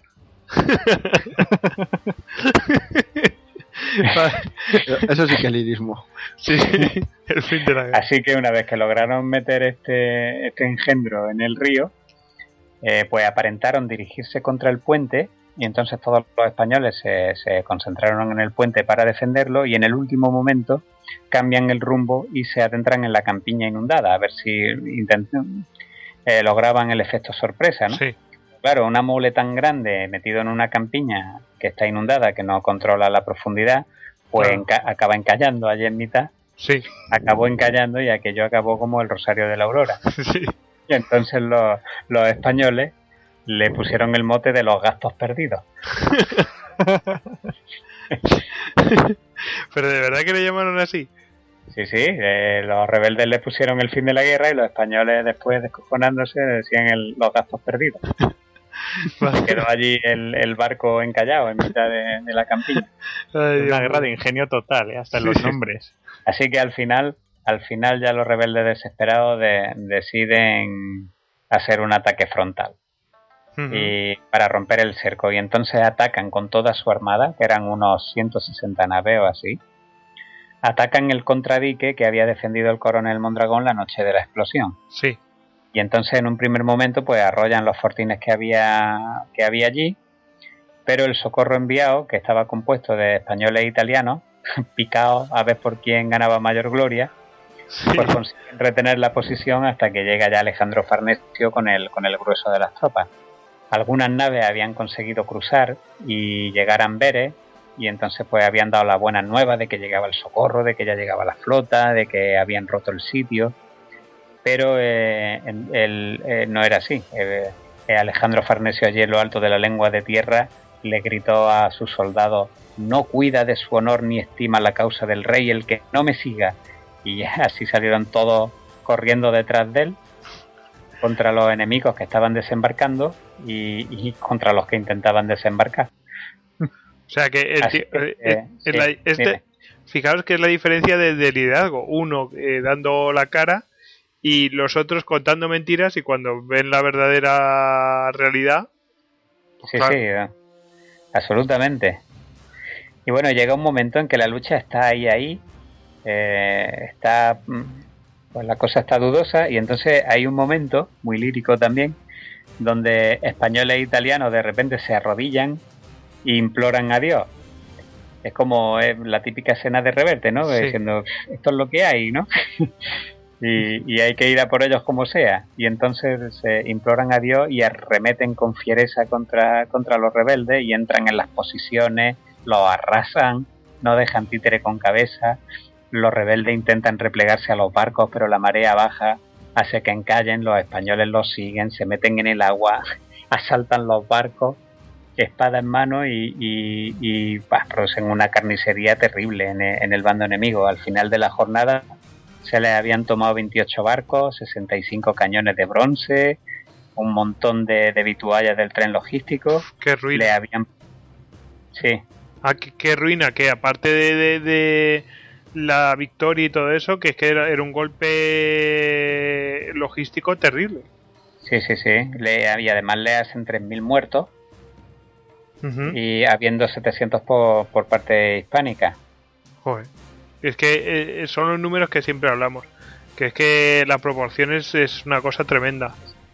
Sí, y eso que aquí había sido casi a la desesperada, vamos, ya tuvieron que implorar a Dios y salir corriendo como diciendo que sea lo que Dios quiera. Uh-huh. Sí, así que ya, pues visto después de esta demostración, pues la población de Amberes ya empezaba a pensar que si no sería mejor entregar la ciudad.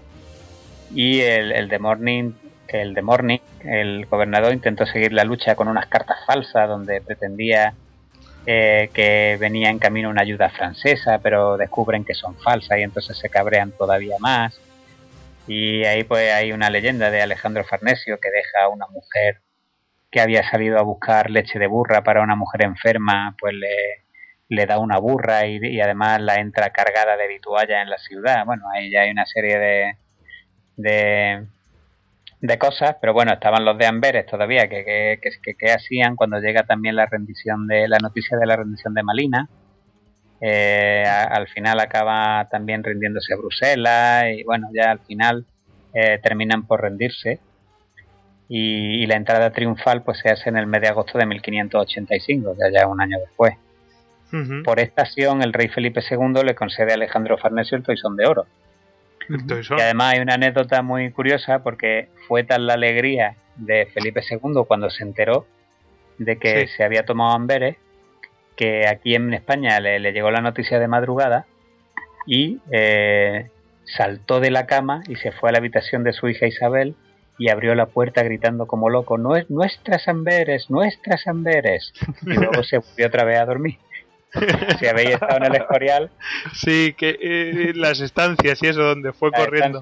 Donde dormía Felipe II, que tiene un ventanuco que da a la iglesia.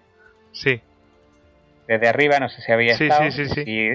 Si rodeáis la estancia, al otro lado está el cuarto de la infanta, de Isabel. Se dio toda la vuelta corriendo. Toda la vuelta y nuestras Amberes, y luego se fue otra vez a dormir. Y la hija flipando. espero que durmiera vestido. Eso es como tu hija mientras estás viendo el fútbol y de repente te vuelve loco gritando o algo así, ¿no? Y tu hija te mira como diciendo, ¿y este tío qué le pasa? Pero tenía que ser muy grande ver a Felipe II gritando, esa imagen que está de aire apocado, de hombre recto, gritando por los pasillos del Escorial, tuvo que ser tremenda. No, pero imprudente que le llamaban, imagínatelo vociferando por el palacio. ¡Ah, nuestro es Amberes! Sí, igual que la victoria en San Quintín, ¿no? O sea, es muy parecido. Cuando se entera esta de San Quintín, dice, pues nada, yo me voy a construir un monasterio para dar gracias a Dios. En fin. Pues bueno, creo que la hija Isabel será creo que era la que luego fue gobernadora de los Países Bajos. No lo sé. Creo recordar, luego más tarde, sí, no he comprobado, pero si acaso pues luego hacemos otra fe de rata. Bueno, pues al final tenía unas palabras. Era Margarita de Austria, perdona. Es posible, sí, vamos, lo he dicho casi de manera suicida. A mí me suenan Isabel de Farnesio y Margarita de Austria, pero no sé cómo, ahora mismo te las puedo ubicar. Sí, no, yo sé que, no sé si era creo que era una hija o una hermana de Felipe II, la que fue gobernadora de los Países Bajos. Pero bueno, el caso es que hay por aquí Faminiano Estrada, que es uno de los grandes cronistas de nuestra época de oro, habla respecto a este sitio como un sitio sin igual, y dice textualmente: nunca con más pesadas moles fueron enfrenados los ríos, ni los ingenios se armaron con más osadas invenciones, ni se peleó con gente de guerra que en más repetidos asaltos hiciese más provisión de destreza y de coraje. Aquí se echaron fortalezas sobre los arrebatados ríos, se abrieron minas entre las ondas, los ríos se elevaron sobre las trincheras, luego las trincheras se plantaron sobre los ríos, y como si no bastara solo el trabajo de atacar Amberes, se extendieron los trabajos del general también a otras partes, y 5 fortísimas y potentísimas ciudades se cercaron a un mismo tiempo, y dentro del círculo de un año al mismo tiempo se tomaron. Claro. Es lo que sucedió. Una campaña brutal. Sí, brutal. Además muy gráfico lo de se pusieron trincheras en los ríos y ríos en las trincheras. Sí. Todo al revés. Es épico. Digamos que para sitiar 5 ciudades a la vez, o sea, la campaña tiene que ser tremenda en el despliegue, porque normalmente porque una guerra se centra en la toma de una ciudad y a partir de ahí, con la toma de una sola ciudad, caen todas. Y además, ciudades de primer orden: Bruselas, Gante, Malinas, Terramunda. No quiero ni imaginarme todo lo que tenía que costar eso. Sí, yo creo que por eso luego vino la penuria de la década siguiente. Todavía la estamos pagando. Sí. Además, bueno, y para celebrar la victoria se hizo un banquete gigantesco sobre el puente. Con mesas que se extendían de una punta a otra. Todos los soldados ahí.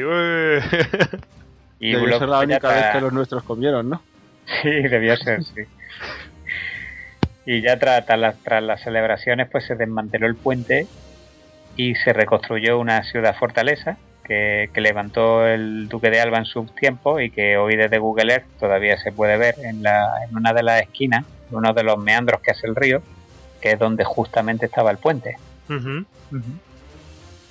Eso no tenía idea.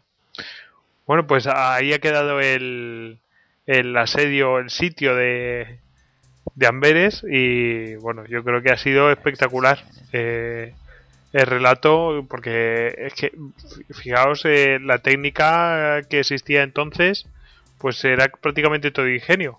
Ya ahí tenemos al genio de... ¿Cómo era el ingeniero, Hugo? Giambelli, que no le salían todas bien, o sea que hacer cualquier ingenio de estos era muy arriesgado. Pero bueno, es como el malo de los dibujos animados, siempre pensando en algo y nunca le sale al final, ¿no? Sí, como el Coyote. O el Pierno de Yuna o algo así. Sí, en fin. Bueno, pues nos queda el último asedio, ¿no? El último asedio, que es el de Constantinopla. Pues sí, yo creo que es un asedio de los más importantes del mundo que se ha dado en la historia, si no el más importante, porque realmente con la caída de Constantinopla cae todo un mundo y se cambia la época, acaba el medievo y comienza la época moderna. Y fue un asedio también de los más tremendos que se pueda ver, sobre todo por toda la ingeniería desplegada y todo todo el saber hacer y la estrategia que se llevó a cabo. Digamos que los factores, vamos a empezar con los factores que desencadenaron la caída, porque digamos que Bizancio, el Imperio Bizantino venía de una gran decadencia, o sea, venía perdiendo territorios desde hace mucho tiempo. Pero lo que le dio realmente, digamos, la puntilla fue el saqueo del año 1204 por los cruzados. Los cruzados, que en una de las numerosas cruzadas que iban a Tierra Santa, dijeron, ¿para qué vamos a ir a Tierra Santa? Si aquí tiene mucha más riqueza, y asaltaron la ciudad por sorpresa. Eso, claro, la dejó dañadísima. O sea, de ser una ciudad que tenía unos 500.000 habitantes, e empezó con una decadencia tremenda hasta llegar a los 50.000 habitantes que tuvo en la época de su caída. Perdonad y luego un momento, el otro factor... sí, dime. Eso me recuerda un poco la situación que se vivió en la cruzada que se convocó para las Navas de Tolosa. ¿Os acordáis de los ultramontanos que querían... que cuando dejaron... que la liaron parda en Toledo, pero cuando... se volvieron otra vez para sus países, a sus tierras, tenían muy malas intenciones y querían básicamente saquear Toledo.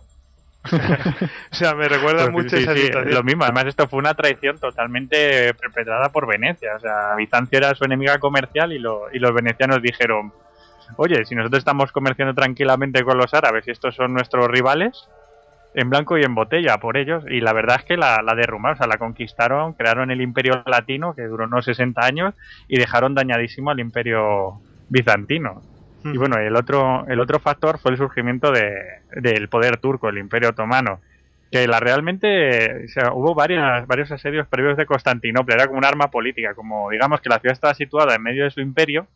Lo que hacían era sitiarla cada cierto tiempo, pues en plan de para forzar al gobierno de Constantinopla, pues, por ejemplo, necesitamos que nuestros comerciantes entren, decía Constantinopla. Pues no, pues decían ellos, pues te asediamos, y así andaron. O sea, lo que pasa es que la ciudad era prácticamente intomable, y ahora contaré por qué, pero vamos, que así estuvieron, hasta que le vino, bueno, se salvó bastantes años Constantinopla por la aparición en el este de los mongoles de Tamerlán, que le dieron al Imperio Otomano lo que no estaba escrito. Vamos, les tuvieron que poner todas sus fuerzas en el este para que no les arrasaran. Entonces el Imperio Otomano el Imperio Bizantino tuvo un buen respiro. De hecho, como pequeña anécdota, el gran sultán del Imperio Otomano acabó siendo usado como taburete por Tamerlán. Pues fíjate cómo venían por allí. Sí. Bueno, entonces ya después de estos grandes momentos del Imperio Otomano, llegamos al año 1451.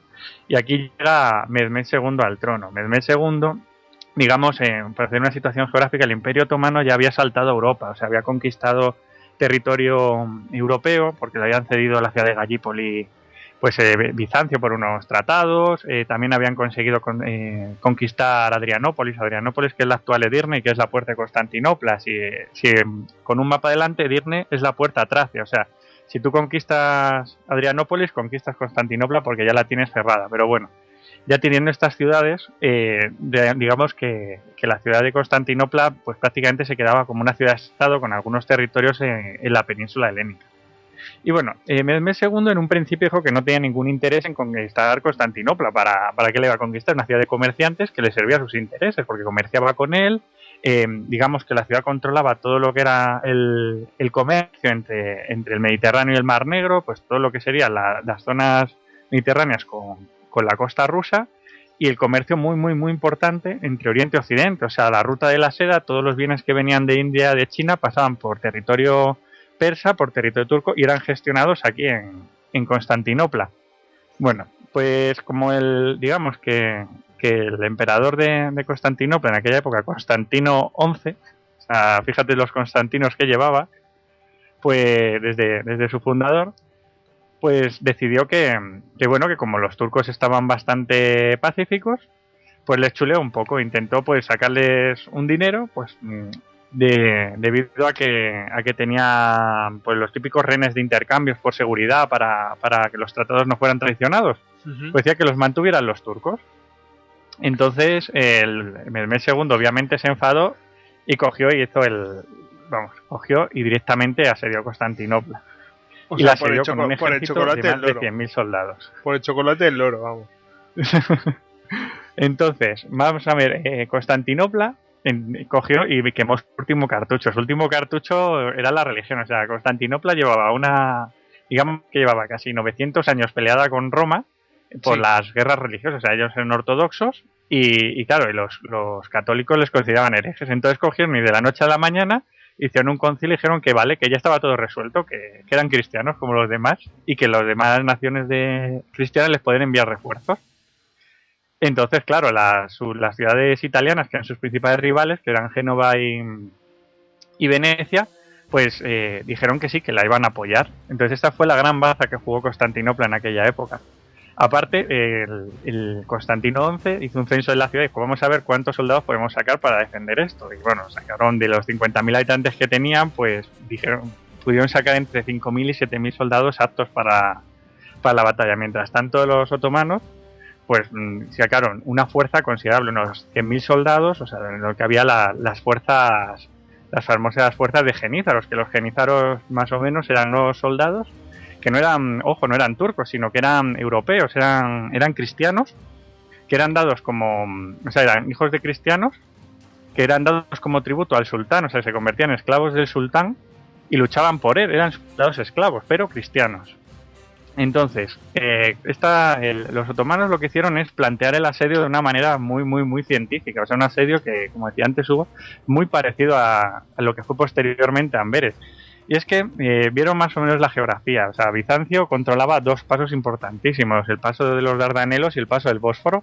Los Dardanelos ya tenían el control los turcos de facto, aunque no eran una gran potencia nada más en aquel entonces, pero más o menos entre fortalezas y pequeñas flotas sí que podían controlarlos si no se presentaba una gran flota que lo pudiera forzar. Entonces, sí, dime. No, que que tenía control ahí. Bueno, entonces se centraron en el Bósforo. El Bósforo es un paso muy, muy estrecho. No sé si habéis estado allí, pero es tremendo. O sea, es a lo mejor 13, 14 kilómetros de longitud. O sea, es increíble. Entonces, ¿cómo lo plantearon? Construyeron dos castillos. Esos dos castillos cerraron el Bósforo. Los dos castillos se llamaban Anatoli Hassani, que era en el lado, obviamente, de la península de Anatolia, en el lado asiática, y Rumeli Hassani, que estaba en el Rum. Ellos, los turcos, llamaban Roma a Bizancio, porque ellos estuvieron luchando contra Roma. No recordemos que este es el Imperio Romano, o sea, el Imperio Romano de Oriente. Y entonces, claro, de hecho, todavía actualmente a la zona europea de Turquía ellos les llaman Rum, que significa Roma. Ajá, entonces, entre Rumeli Hassani y Anatoli Hassani cerraron definitivamente cualquier contacto de Bizancio con el Mar Negro. Por tanto, todo el trigo de las regiones ucranianas, de los varegos, de los Rus de Kiev, del Rus de Moscú, ya no pudo llegar. Bueno, así haciendo un pequeño inciso. Rusia en aquella época prácticamente era culturalmente griega. O sea, si veis, la religión actualmente en Rusia predominante es la ortodoxa griega. O sea, Bizancio prácticamente colonizó y culturizó todas aquellas regiones del este europeo. O sea, tenía una gran influencia. Entonces, no pudo recibir lo que serían sus aliados naturales, no pudo recibir refuerzos. Bueno, total, digamos que el cerco ya estaba formado. Los otomanos, ¿qué hicieron? Pues se centraron donde solo podían centrarse, en la muralla de tierra. O sea, Bizancio, si hiciéramos de ella un cuadrado, digamos que por 3 lados está rueda de mar y solo por uno por tierra. La muralla de tierra es tremenda. O sea, si la habéis visto es alucinante. Es una triple muralla con foso. O sea, nunca las murallas de Bizancio eran famosas porque nunca se podían tomar. O sea, era una cosa brutal. Entonces, el ejército ruso de 100.000... Perdón, el ejército otomano de 100.000 soldados se instaló ante las murallas y empezó la batalla. ¿Qué novedad tenía esta vez el ejército otomano? Una novedad que luego se iba a extender por toda Europa y por todas las guerras de la época moderna, y era la artillería. Fue la primera vez que se usó artillería, un gran tren de artillería. Sí, dime. Cañones de asedio. Sí, cañones de asedio. Además, hubo uno que, especialmente el Gran Cañón, que fue el encargado de martillar las defensas. Entonces empezó el martillo de defensas constantes. Se centraron sobre todo en el frente del río Lico, que era, digamos, la parte más vulnerable de la muralla. O sea, que pasar un río pues no estaba cerrada del todo, y entonces se centraron ahí. ¿Qué pasa? Que los bizantinos habían defendido muchas veces su ciudad y sabían defenderla muy bien. Y entonces, pues, mandaron allá todas sus fuerzas y hubo, digamos que 2 meses de batallas, de asaltos fallidos, una cosa total. Claro, los bizantinos en un principio iban ganando. De hecho, recibieron refuerzos de los genoveses. Pues los genoveses, haciendo otro inciso, tenían una ciudad dentro de Bizancio que se llamaba Pera, que está al otro lado del Cuerno de Oro. O sea, una pequeña ciudad de comerciantes genoveses que se unió a Bizancio en la defensa de la ciudad. Entonces, la ciudad, bueno, digamos que el que estaba encargado de la defensa era Giovanni Giustiani Longo. Él y sus ballesteros genoveses pues se pusieron al cargo de la defensa de Constantinopla. Bueno, los turcos se las vieron y las desearon, o sea, no podían cruzar las defensas. ¿Qué es lo que hicieron entonces? Pues cogieron y hicieron, como antes había dicho Hugo en la serie de Amberes, de construir un puente, pues aquí hicieron la inversa. Hicieron un camino para barcos. Rodearon toda la ciudad de Pera con un camino de rodamientos, o sea, y cogieron y uno a uno transportaron todos sus barcos desde el Bósforo y los metieron en el Cuerno de Oro. ¿Qué pasa con esto? Que le hicieron una tenaza tremenda a la ciudad, porque de tener solo un frente en tierra, apareció otro frente marítimo. Entonces, y en un frente marítimo que no estaba tan defendido como el del Bósforo, que tenía cañones, sino que estaba más defendido por una muralla de arqueros. Entonces, entre las fuerzas que venían del mar y las fuerzas de tierra, la presión fue el doble, fue constante, hasta que por fin la artillería abrió un hueco en lo que se llama la Puerta de las Blanquernas, que es donde está situado el palacio del mismo nombre, que era el palacio de los emperadores bizantinos. Total, que el 29 de mayo de 1453 se dio el asalto total. Pues una batalla enorme. Cuando el momento álgido fue cuando Longo, el capitán genovés, fue herido. Entonces pidió que le retiraran a un barco para intentar curarle de sus heridas. El emperador le dijo que por favor que no se fuera, que si se iba caía toda la defensa de la ciudad, pues porque se iban a desmoralizar. Él insistió en que no podía aguantar más y se fue. Y claro, al irse él, los genoveses flaquearon. Y al flaquear fue cuando los turcos comenzaron a capturar las primeras torres, a asaltar las murallas.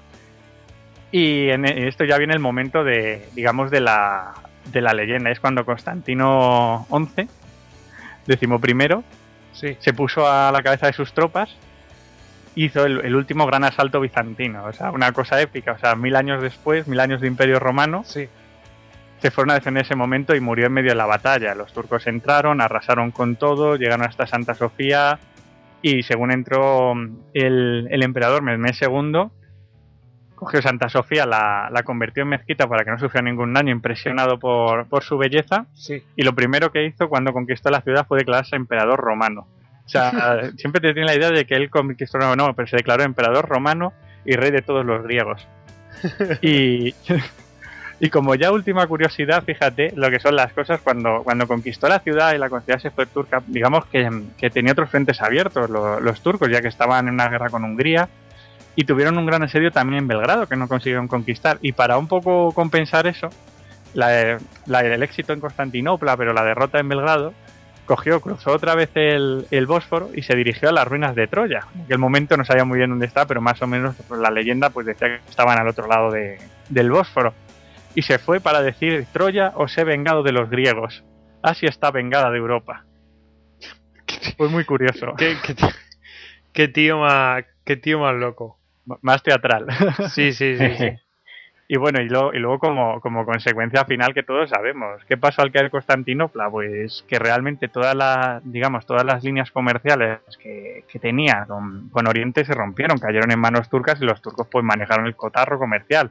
Las repúblicas comerciales que habían traicionado a Constantinopla al no enviarle ayuda, o que habían estado en guerra con ella, o como el caso cruzado de que la asaltaron en su momento, de pronto se vieron sin ese comercio que tanto deseaban.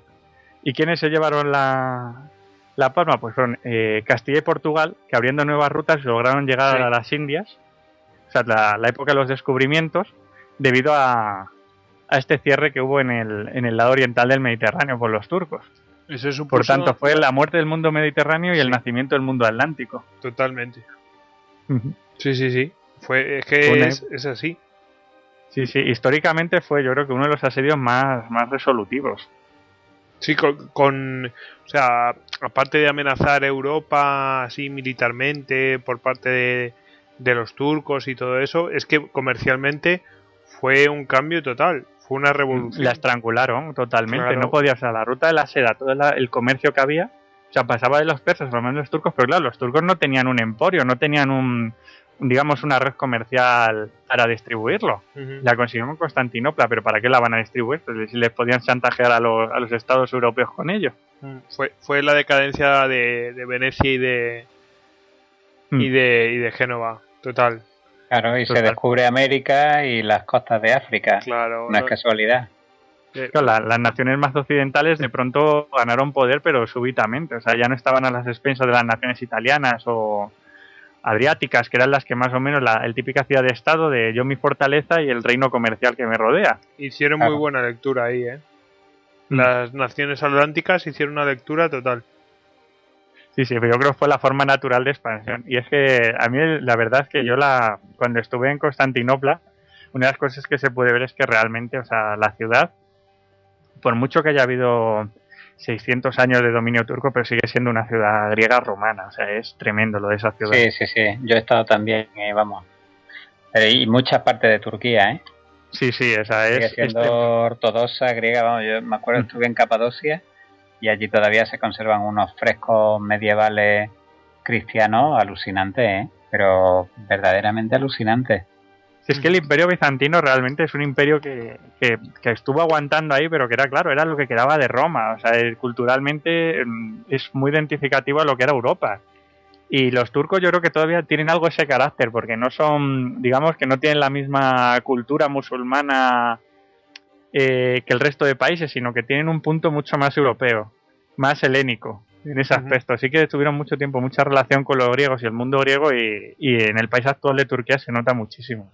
O sea que no solamente... Bueno, también hay gente que dice que hay mucha diferencia de la Turquía y de los turcos del otro lado del Bósforo que los de Constantinopla. Bueno, Estambul. Pero es que Estambul nunca dejó de ser, o sea, Estambul, o sea, nunca decayó, o sea, no le pasó como a Atenas, no le pasó como a Roma en su momento, o sea, que Roma, por ejemplo, fue impresionante en su momento, fue la capital del mundo, pero también fue nada. O sea, fue una ciudad medieval mediana que estuvo ahí, pero es que la ciudad de Constantinopla, desde que se fundó, nunca ha dejado de ser nada, o sea, siempre ha sido muy, muy grande y muy, muy importante. ¿Tiene cuántos millones de habitantes? ¿Tiene ahora mismo? 10 millones. Actualmente creo que anda por 11 millones. Sí, por ahí. Es monstruoso. Pero para ver, mira, en la Edad Media lo importante que era es en una foto aérea de Constantinopla, y fíjate dónde está la línea de murallas medial, la triple muralla famosa del asalto, y está casi a 5 kilómetros de lo que es Santa Sofía. O sea, para ver el perímetro que tenía de muralla, casi 30 kilómetros de perímetro, era brutal. Sí, a lo mejor era el tamaño del centro de Madrid o más. Muchísimo más grande. O sea, es una cosa enorme. O sea, estamos hablando de una ciudad de que pudo llegar en su momento álgido a más de 1 millón de habitantes. Qué locura. Sí. Qué locura, madre mía. Bueno, pues... Y bueno, decir que el Imperio Bizantino todavía tiene ahí a sus herederos rusos. Sí, claro. Que siempre tuvieron la obsesión durante todo el siglo XIX de recuperar su ciudad. Que ellos vamos, de hecho, en Rusia es muy común que para ellos, en su cultura popular, o sea, todo lo que es la cultura griega es muy suya. O sea, todos los mitos, o sea, es como suyo. Y en el siglo XIX siempre insistieron por todos los medios, lo intentaron lo de la conquista de Constantinopla como la redención nacional. Bueno, pero bueno, eso es un poco, no sé, un poco utópico, pero fíjate, también era utópico lo del Estado de Israel, y mira, al final lo consiguieron, ¿no? En fin, al final lo que vemos es que todo depende del dinero que se mueve y los intereses. Que bueno, pues nada, hemos tenido 3 asedios ahí, y luego un maestro del engaño en los asedios, y que es capaz de dar la vuelta a una guerra él solito por su insistencia y tal. Y nada, pues daros las gracias a los 4. Y si alguno quiere comentar algo sobre esto, pues es el momento. ¿Alguno quiere comentar algo? Bueno, decir que hay una estatua de Kusunoki Masashige en la entrada del Palacio Imperial de Tokio. Una estatua impresionante, ¿eh? Sí, a ver si colgamos una imagen de la estatua, porque la verdad merece la pena. Yo me acuerdo cuando fui por allí, que me quedé ahí mirando el pedestal y diciendo, ¿qué pondrá aquí? ¿Qué pondrá aquí? ¿Quién es este tío? Porque la estatua mola un puñado. La estatua mola un puñado, es un samurái a caballo. Es una cosa, y además es muy en movimiento, ¿no? En fin. Muy dinámica, sí. Bueno, pues nada, ya yo creo que hemos terminado en tiempo justo, porque casi se nos hacen 2 horas. Y nada, despedir a Alex, a ti, Rodrigo, a David, que es @DavidNagan en Twitter, a Hugo, que es @HugoAcanete en Twitter, y lo podéis encontrar también en el grupo de estudios de historia militar, gem.es, con la H entre la E y la M. Y bueno, a nosotros nos podéis seguir. Yo soy Gojix, no me he presentado, pero bueno, nos podéis seguir a nosotros en @istocast en Twitter, en la página de Facebook, y por supuesto en istocast.com. Y ya con esto damos por finalizado el segundo Istocast de la temporada, que yo creo que, bueno, podría haber otros asedios legendarios, pero creo que todos estos han sido bastante impresionantes. Y no sé cuál podría ser más legendario o más importante que otro, porque todos han sido muy relevantes, o muy impresionantes por lo menos. Bueno, pues nada, a despedirse todos. Venga. Venga, pues nada, buenas noches. A la siguiente. Sí. Buenas noches, chicos. Venga, semper fidelis. Un placer. Sí.